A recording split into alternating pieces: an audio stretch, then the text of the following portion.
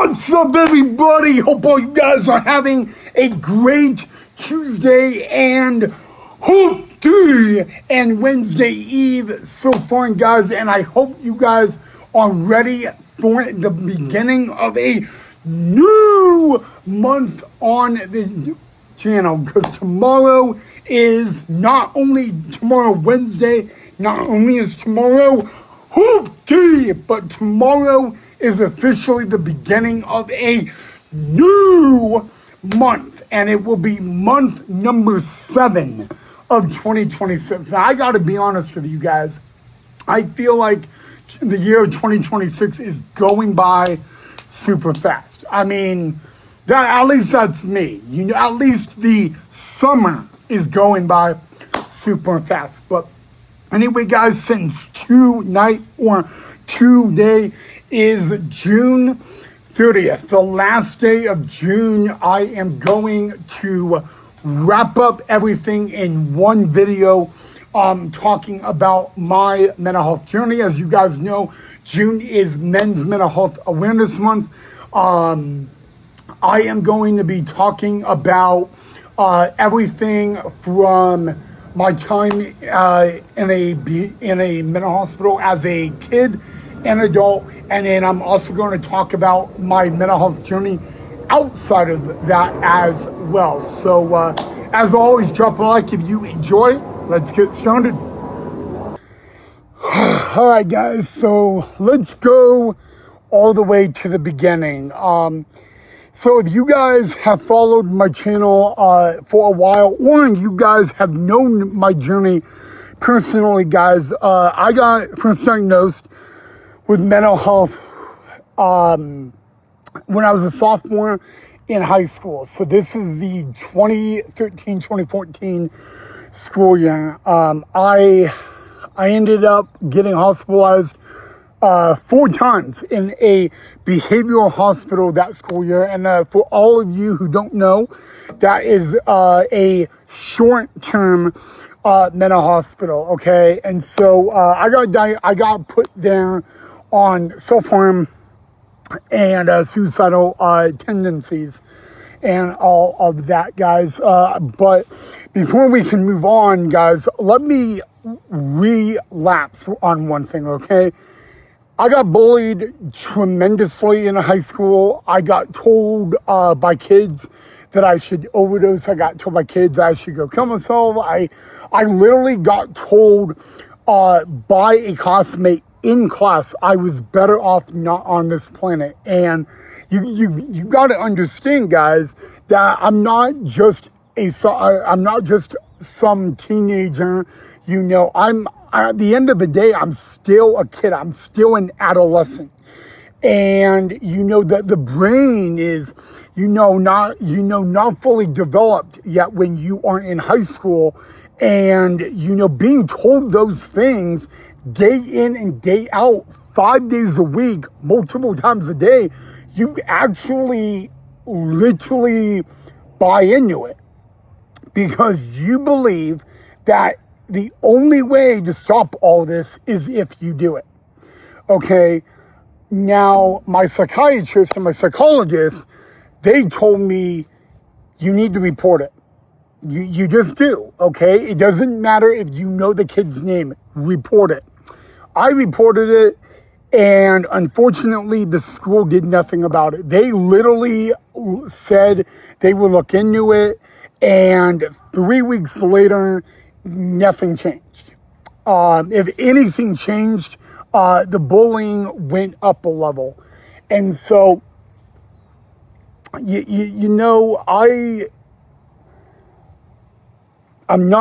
not proud of what I did, but I attempted to overdose, and I was literally put in Intermountain Hospital right away, okay? Now, that was the first time I was ever in a behavioral hospital, guys, and it was not fun.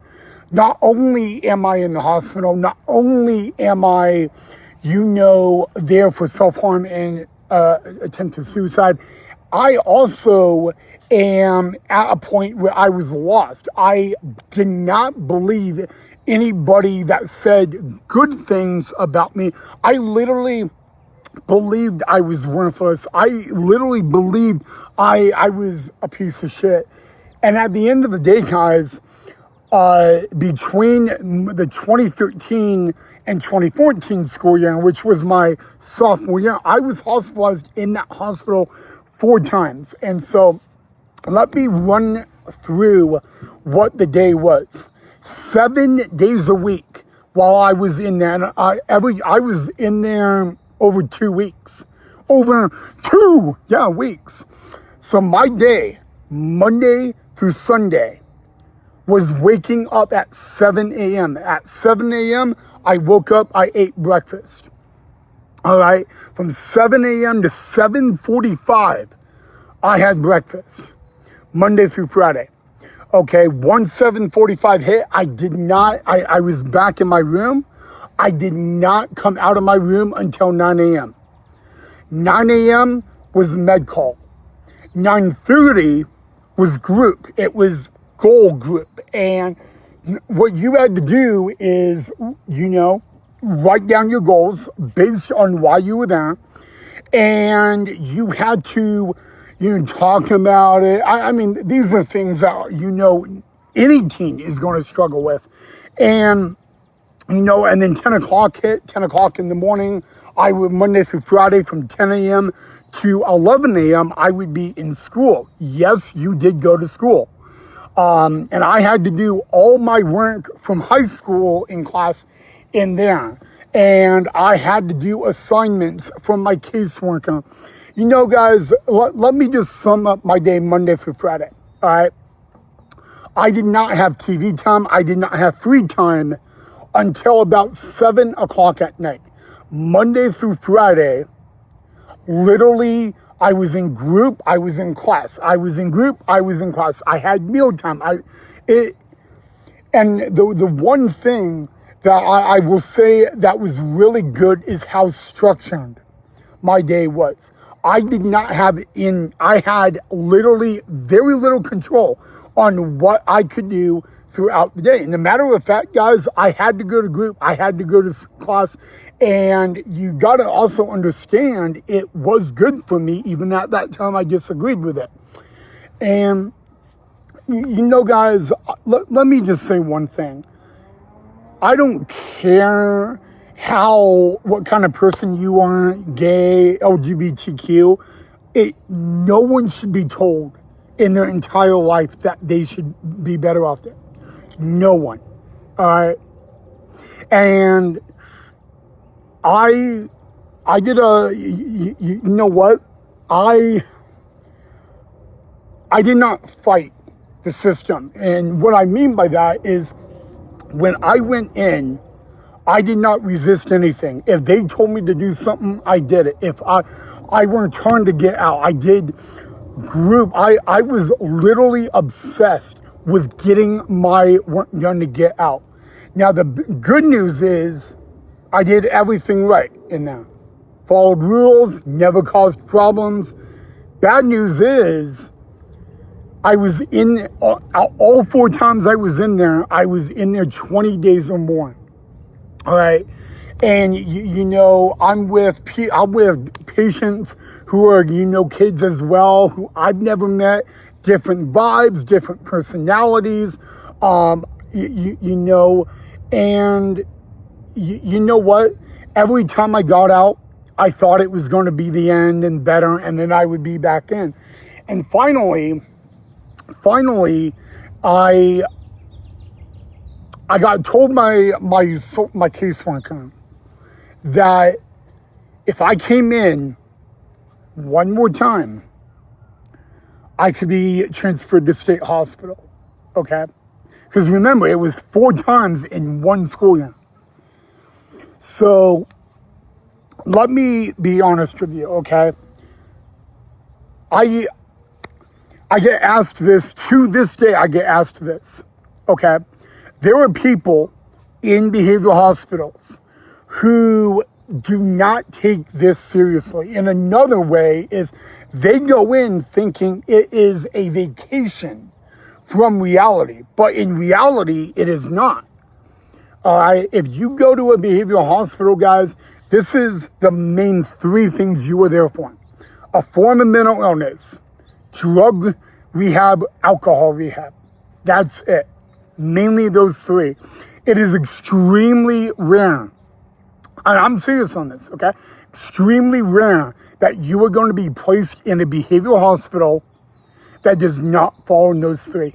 There are people in behavioral hospitals with PTSD. There are people in behavioral hospitals that see things that are not there. When you talk about every mental illness there's people like that in them. Okay? And it is not an easy job. But it's not easy. The one thing I get asked by a lot of people is, does it get easier? Does it get easier as time goes by? No, it doesn't. Here's the thing, okay? I got told this by my roommate. First time I ever was in, this is what my roommate said to me. He sat down with me and he said, I don't care what you're in here for, Ryan. That's not my problem, not my business. But you have two choices. You can do it this way or this way, okay? In other words, he's like, focus on you. He's like, not one patient is going to tell you this. Focus on you, and that's it. You want to get out, you focus on you. So the question is, what did I do? Other than take my meds, do my therapy work, and meet with all that. What did I do? I planned. I didn't plan for when I got out. I planned on what I would do if it happened again, because I knew it would happen again. And that was that.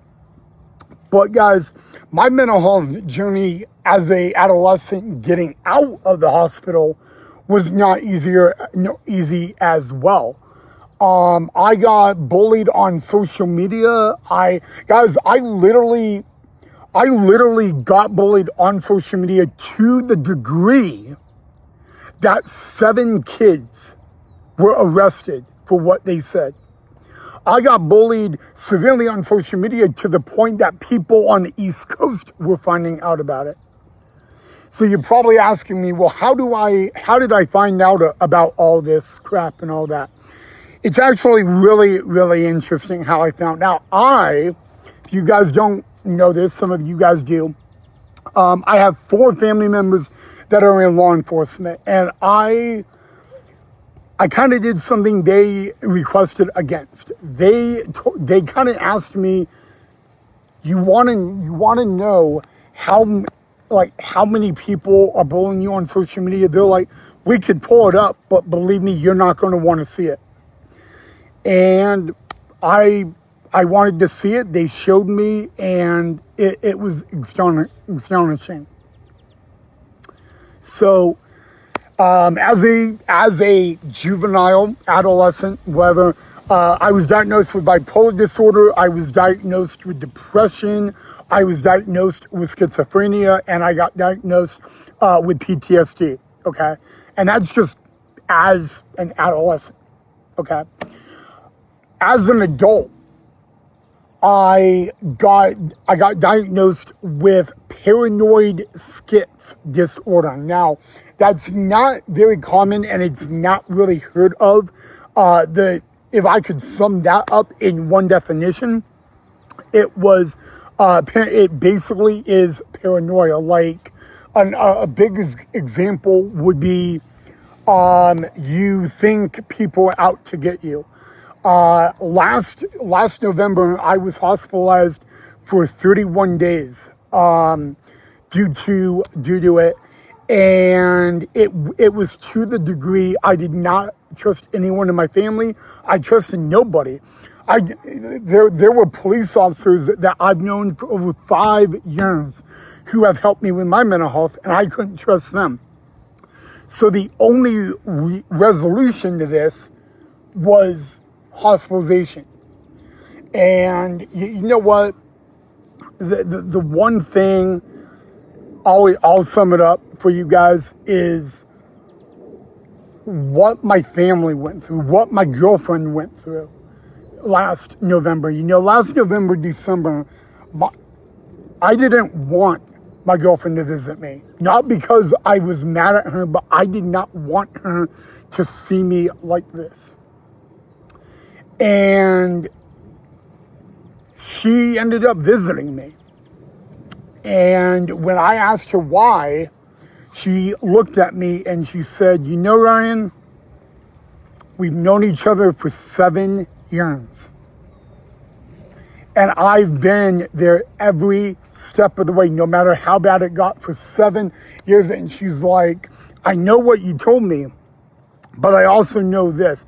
If I love you, if I truly care about you, I'm going to visit you, whether you like it or not. And she's like, I'm not expecting you to tell me about your day. She's like, I wanted to come here and to look you in the eye and say, I love you.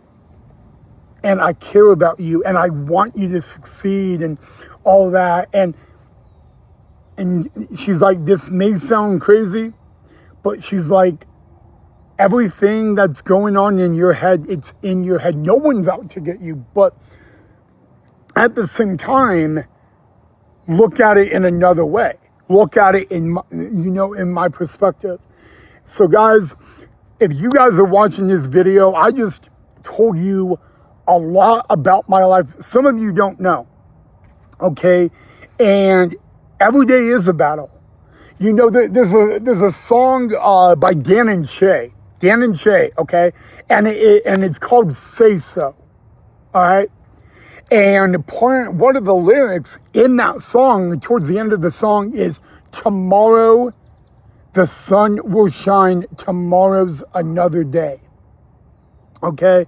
And what that means solely is that guys, I think my roommate in this mental behavioral hospital back in this past November, he told me this. He told me, Ryan, when you go out to the rec yard, that sunshine is a beautiful thing. Because you know what that represents, right? It represents hope. Now, I've been told a lot of things by cops, doctors, paramedics, nurses, family, all that. But I've never been told that when the sun shines, it means hope. So there is hope. Believe me, there is. I'm a YouTuber, guys. I love my job. I don't always like sharing my story, but I love my job. And there were days I don't want to get out of bed. There were days I don't want to do a video. I want to take a day off. And then I think about you guys. What maybe the one day I don't want to do a video is the one day you need to see a video. The one day I don't want to do a video, you're going through a rough patch, and maybe by listening to my story, it's inspirational. Maybe, I don't know. I don't know, okay? But the one thing I was worried about during my hospitalization last November was losing my job as a YouTuber. And when I got back to work right after I got out, I realized not one of you guys left. And that meant the world to me. For me to be not able to do something I love for over 2 weeks and not one of you guys left. And that right there, guys, means the world to me. That's what makes me want to get up at 3 o'clock in the morning to prep my YouTube schedule for the day. And I'm gonna answer the question, why do I get up at 3 o'clock in the morning? It's pretty simple, all right? When I was in the hospital, okay, I would get up at 3 o'clock in the morning and I would challenge myself to start from 3 a.m. to go to 10 p.m. without taking a nap. Not easy, trust me, not easy. But you know what makes it easier? Is that it's motivation. It's motivation and it's hunger. All right? You know, guys, I've been told the nicest of things and I've been told the worst of things. And the one thing I could give you advice about my story is when someone is telling you these negative things, that should not be a negative, it should be a compliment. Look at it this way. If someone tells you you're worthless, turn it into motivation, turn it into hunger. Mate, you know what? There's nothing better as a human being than to prove somebody wrong that put you down. In other words, someone that told you you're worthless or whatever it may be, for you to, it's like if someone told you you can't do something, you won't achieve this, and you do it. There's not a better feeling. Guys, and look, it's almost 9 o'clock at night, guys, on a Tuesday night. The sun is literally shining right here. It proves my point. There is hope. Okay? I'm not going to say every day's going to be a great day. I'm not, believe me, every day you wake up is a great day to be alive. But the one thing I had to learn, guys, both as a kid and as an adult, is the tough days are going to be the days that make you stronger. Because you have a choice on those tough days. To quit or to dust yourself off and move on. All right. Now, here's the one thing about mental health, guys. And you hear me say this all the time, but I'm going to say it again. Number one, you're never alone. Whatever you're going through, someone else is. Okay? And please remember this.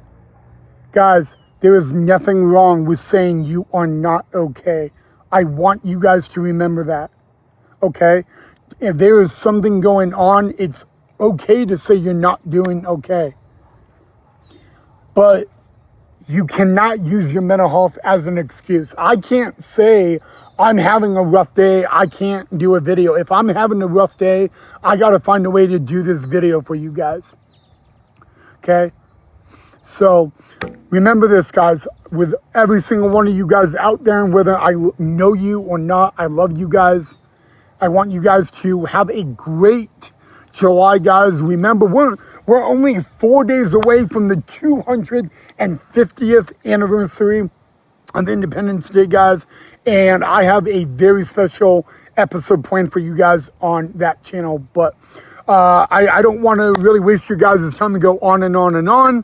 If there is anything you want me to talk about more about my mental health journey, I am willing to do it, but I'm not going to do it every day. Maybe on Mondays we could do a Mental Monday. But I want to get focused on July, getting positive stuff. But since it's the last day of Men's Mental Health Awareness Month, I thought I would sum up my story one more time and all that. So as always, guys, I love you guys. Stay safe. Take care of yourself and another. Go out, make this place a better place to live in. And I'll see you guys right back here in our next episode. Love you guys.